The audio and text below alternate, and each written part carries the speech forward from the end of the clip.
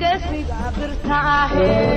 وبقول كل شيء ومعوبرينو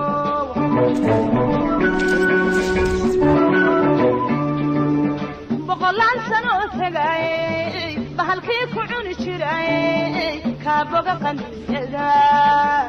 halkan waxaan maanta u nimi inaan ku soo dhaweeyno Suudaanka guud oo wata wafdi ballaaran oo ka kooban salaadiin boqorro iyo jiif caaqilo odayaal kale oo iyagana odayaashii reeraha ayaynu ku soo dhaweynaynaa aniga laftigaygu waxaan ka mid ahaa wafdiga waxaan uga soo degdegay hawl shaqo oo aan halkan ku soo yara yeeshay sida awadeed maantana nasiib waxaan u yeeshay inaan ku soo dhaweeyo caasimadda Hargeysa xaafadda Macalin Haaruun gaar ahaan Halleeya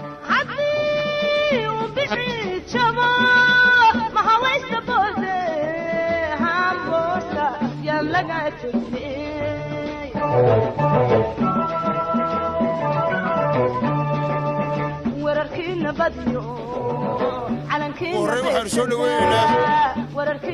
wafdiga qiimaha badan ee uu hogaaminayo Suudaanka guud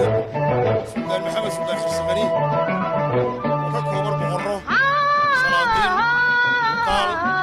jiif caaqilo aqoon-yahano iyo waxgarad waxaan kaloo si gaar u soo dhaweeynaa wafdigu wuxuu isugu jira laba qaybood qayb hore uga tagtay inay Hargeysa oo arrimaha nabadda ugu baxday inay gobolka Sanaag iyo waxgaradkii gobolka Sanaag waxgaradkii gobolka Sanaag si gaar ah u soo dhaweeynaa wuxuu leeyahay ku soo dhawaada Hargeysa ku soo dhawaada inay dadkiini iyo dalkiini waxaanu ii sheegay inaanu taageersanahay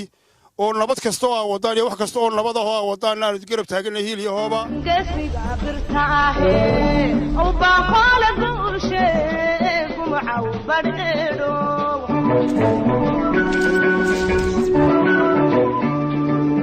بقولان سنة تجاي بهالكي كعون شراي waxaan ahay gudoomiyihii guddiga bariga Hargeysa waxaan salaamaynaa dhammaan dadweynaha isugu yimid soo dhaweynta Suudaanka guud Suldaan Maxamed Xisqani waa Suudaankii nabadda hawl weyn buu ku maqnaa gobolkii Sanaag buu ka yimi nabad buu sidaa annaguna waa soo dhaweynaynaa ilaahayna waxaan ka rajaynaynaa inuu arrimahaasi dhammaantood si nabadgelyo oo wanaagsan oo qurux badan oo dadku ku walaaloobay inay noogu wada dhammaato yaan laga toliyay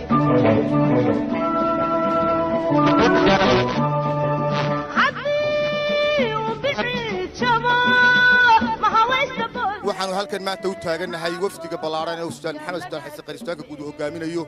ay ku jiraan boqorrada reer Ceerigaabo khaasatan cuqaasha reer Ceerigaabo dhammaan waxgaradka reer Ceerigaabo intaba waanu soo dhaweynaynaa waxaanu leenahay walaalayaal soo dhawaad